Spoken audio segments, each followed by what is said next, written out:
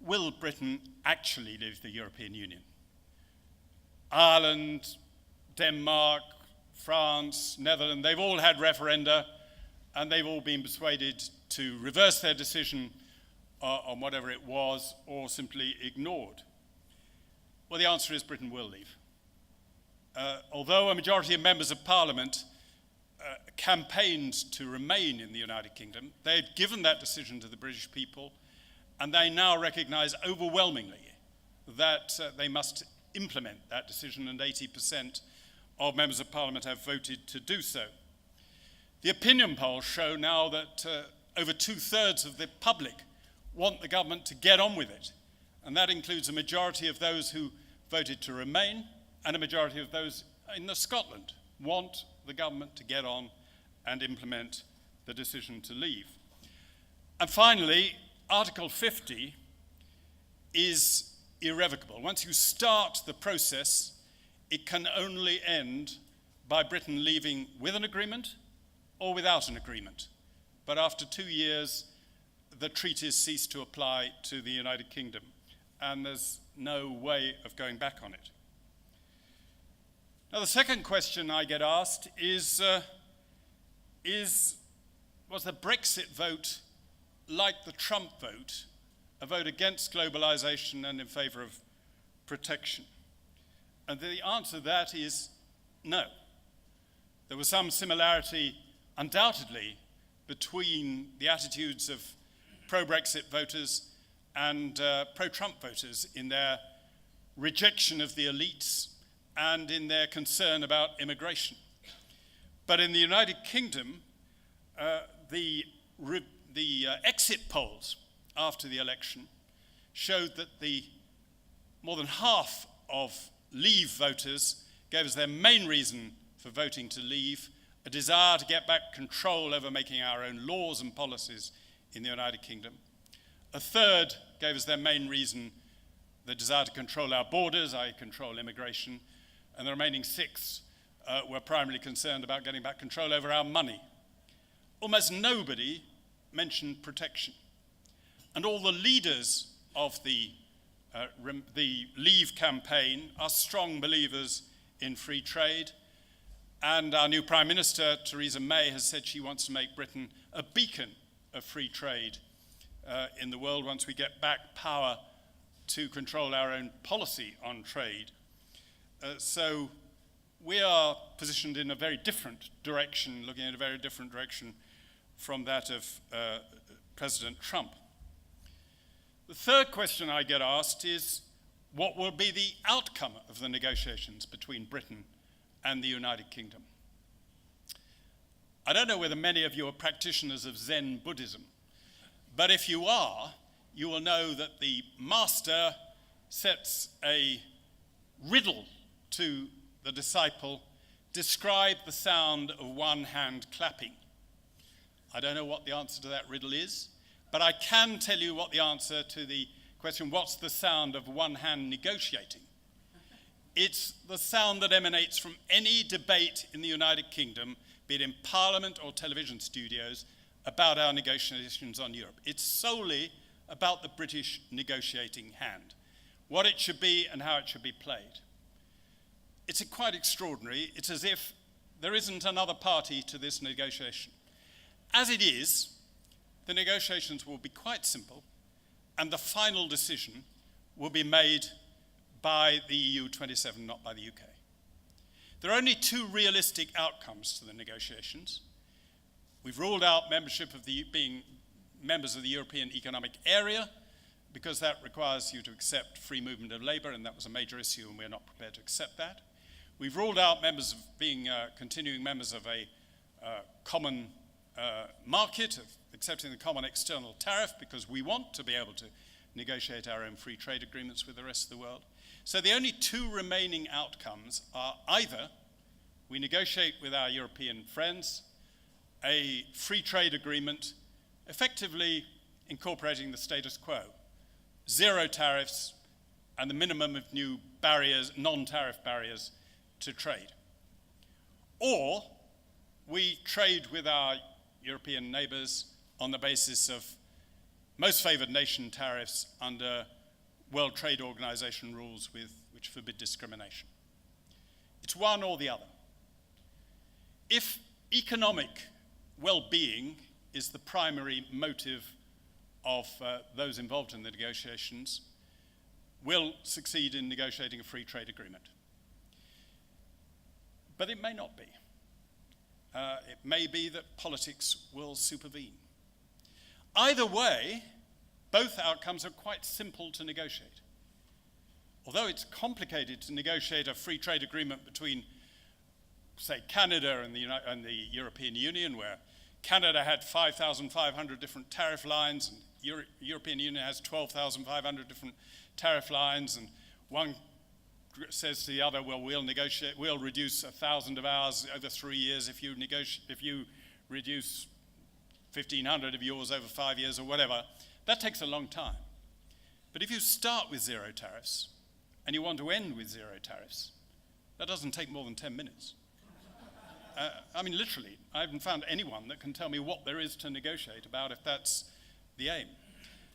And it's complicated if you're trying to negotiate the convergence of all your regulatory regimes, your standards, and so on. But if you start with identical standards and identical rules, as we will the day after Brexit, because we're going to incorporate all EU law into British law, and we'll only change it subsequently if at all, then it's, again, if you're starting with something identical, the only thing you have to negotiate is how you deal if you diverge at all, if one country or the EU brings in different rules, and such divergence mechanisms are a common feature of free trade agreements and may take a few weeks to negotiate. But it's not a difficult problem. So it's going to be one, it's going to be the other. If economics prevail, it'll be free trade, because Britain is the largest single market for the other 27 countries. We import more from them than does the United States of America. And they export far more to us than we do to them. They have a huge trade surplus with us. So it's in their economic interests to negotiate continuing free trade. But politics may prevail. The European Union sometimes does allow politics to overrule economics, vide the euro. It's caused absolute economic devastation throughout southern Europe, but they're determined to keep it going for political reasons as an instrument of unification. And they may decide that it's so important to discourage their voters from voting for Eurosceptic parties that they will want to give us the worst possible deal. And the worst possible deal they can do for us is trading on most favored nation tariffs under World Trade Organization rules. It's a second best, but frankly, it's not bad. It's what you do. It's what America does. It's what China does. It's what Russia does. It's what Japan does. It's what the four most successful countries at exporting to the European Union do, all of whose exports have grown more rapidly than Britain's have in recent years. So it's not too bad. If we have to face the European community's external tariff, our exports will on average face a tariff of 4%. We've just experienced a 15% improvement in our competitiveness through the movement of the exchange rate since last year, and that dwarfs for most producers the effect that tariffs will have. We also will cease paying our annual net contribution to the EU of £10 billion. And that's equivalent to 7% of the value of our exports. So we've in effect been paying a fee of 7% to avoid a tariff of 4%. Now that is mis-selling on a gigantic scale, dwarfing even what the British banks have been doing to their customers in recent years. We'll also more positively be able to slash tariffs immediately on those goods we don't produce, but where we've had to have high tariffs because there are inefficient producers elsewhere in the EU that needed to be supported, particularly in the areas of food production and clothing. So it will reduce the cost of living for ordinary households. And we'll be able to enter into trade deals of our own, as well as reducing over time the regulatory burden which membership of the EU has imposed on the 85% of firms which don't trade with the EU, but nonetheless had to bear their regulatory rules. The fourth question I get asked is, what are the prospects of Britain doing trade deals with the rest of the world? We shouldn't be focusing on the deal with with Europe, because I think actually the likelihood is there won't be a trade deal with the European Union. But in any case, the European Union is of declining importance to the UK. At the beginning of the century, we exported 55% of our goods to the EU. Last year it was barely 40%. It's forecast even if we'd remained inside, it would be down to 30% by 2030. So 70% of our exports will be worldwide. Indeed, over the last decade, our exports to the EU have risen by 4%. Our exports to the rest of the world have risen by 42%. So that's where our future growth potential lies. Our first task will be to take up full membership. We are full members of the EU, of the World Trade Organization, but to exercise our rights and to take on board the schedules, as they're called, of tariffs of the EU and take them as our own. So we'll initially simply adopt the external tariffs of the EU as our own. And that's fairly straightforward. There's only one complexity, that within those tariff schedules, there are some tariff rate quotas. Quotas that are given to countries like New Zealand, allowing them to export to the EU a certain quota at a low tariff rate as against the normal high tariff rate. Actually, that won't be too difficult, because you don't take up your full quota.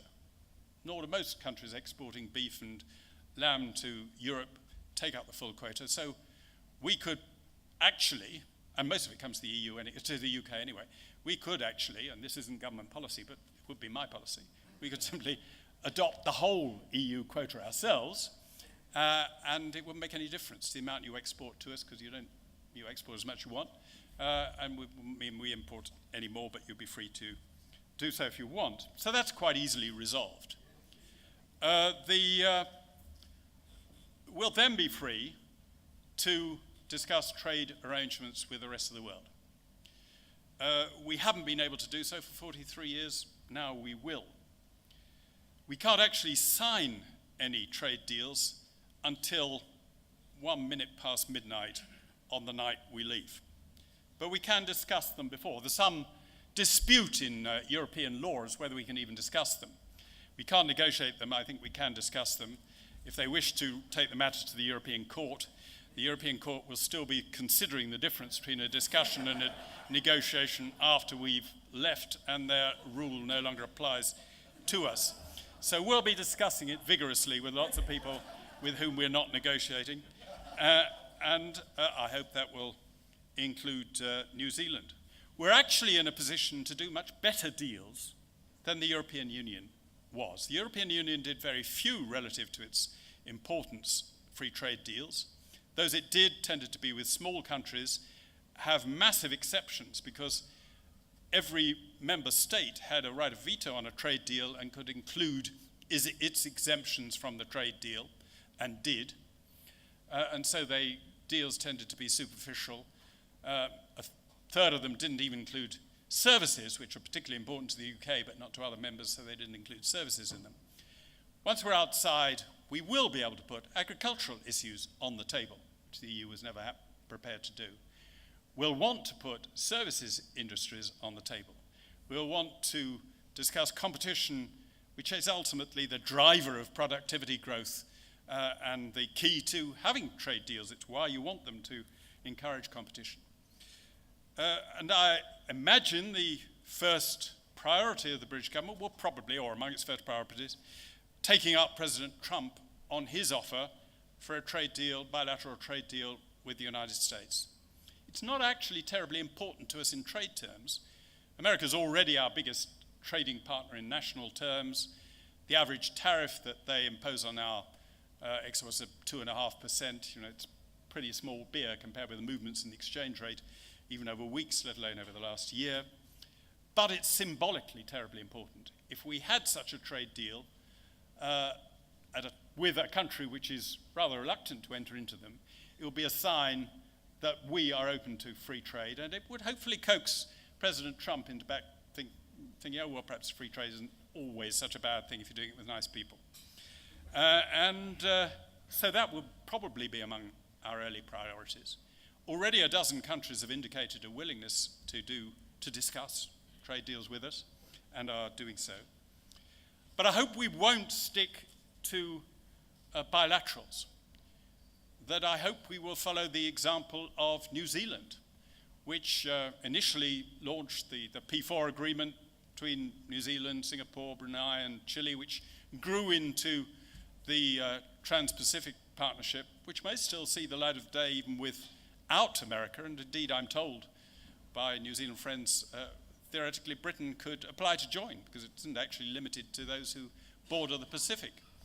But that provides an interesting example of how a group of countries can set forward a platform plurilaterally which others can join.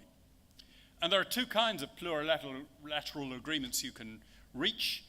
There are one or two within the context of the WTO already, like the plurilateral agreement on civil aviation, civil aircraft, which means that all aircraft trade among those countries is free of tariffs. But we could have similar plurilateral deals on a particular area, like on digital trading, e-commerce, which getting countries together who wanted to do a deal on that sort of area, but not trying to do it with the whole 164 countries of the WTO, which does take a long time, as I found when negotiating the Uruguay round. But that sort of thing on possibly on digital trade, possibly on reciprocal agreement or on reciprocal authorization of companies to operate in the member countries who signed up to such a plurilateral deal, so that service companies, for example, lawyers, authorized in one country would be able to operate in another country, accountants and whatnot could be organized. But also we could do something, and this has been mooted not least by a trade policy commission set up in Britain by the Legatum Institute, led by someone called Shankar Singham, who's a Brit, as his name tells you, but was for a while an American trade negotiator. He set up a very high-powered commission, including former New Zealand trade commissioners, trade negotiators, Australian, Mexican, Singapore, and others, who've been advising the British government on what to do next. And one of their major proposals, which I think has a lot of support in official circles here, is that we try and set up an embryonic prosperity zone between perhaps ourselves, Australia, New Zealand, Singapore. A high-level, intensive thing, not just abolishing all tariffs between ourselves, but reciprocally recognizing and authorizing each other's companies to operate in each other's countries, and on a particularly encouraging competition and agreeing to phase out subsidies and anti-competitive practices, and thereby create a very deep level of integration between our markets and invite other countries who were willing to join in that platform. So it would be an open access platform for other countries to join. So I think there are tremendous opportunities if we learn from your example. I am finally asked, isn't Britain giving up the chance to be a major influence of the world as part of the European Union for being a less influential country as an independent state? Actually, there are two kinds of influence you can have in the world. One is what comes from your military and economic power, which gives you the chance to say to people, or hint to people, do what we say, come along with us, compromise with us, or look what's coming to you. Or the other kind of influence, which is much more positive, which comes from setting an example. And I have long before I came, or even knew I was coming to New Zealand, had a sort of trivial pursuits question, which I would tease people with and say, what's the most influential country in the world? And to cut a long story short, it's New Zealand. New Zealand has influenced the rest of the world by its example, not by its power. We're going way back. It was the first country to give the vote to women, and the rest of the world followed. It was first, it set up a national health service before the war. Britain copied it after the war. More recently, you revived and established an independent central bank. We copied you, as did many other countries. You began reforming your civil service and making it much more business-like, setting it up into business units. Britain did likewise and copied it. When I was Secretary of State for Social Security, seeing what you've done here in New Zealand, I invited over your permanent secretary for my retreat with my ministers to advise us on what you'd done, and we copied it. So there have been lots of ways in which you've influenced the world for good. You were the first country to effectively abolish all subsidies on your agriculture. The rest of the world has yet to copy that, but hopefully that will be an example which spreads. So I'm hoping that Britain, with like-minded countries like New Zealand, can exercise influence in the world by doing things which work, which are seen to be successful, and which other people will want to join. And I hope, in my small way, by coming here and talking to an influential group like you will influence New Zealand, which I think is already positively inclined to work with us. I'm going on to Australia, and that we will get together, like-minded countries, to push back the tide of protectionism, encourage the growth of free trade, and be as such beacons for freedom and prosperity in the world.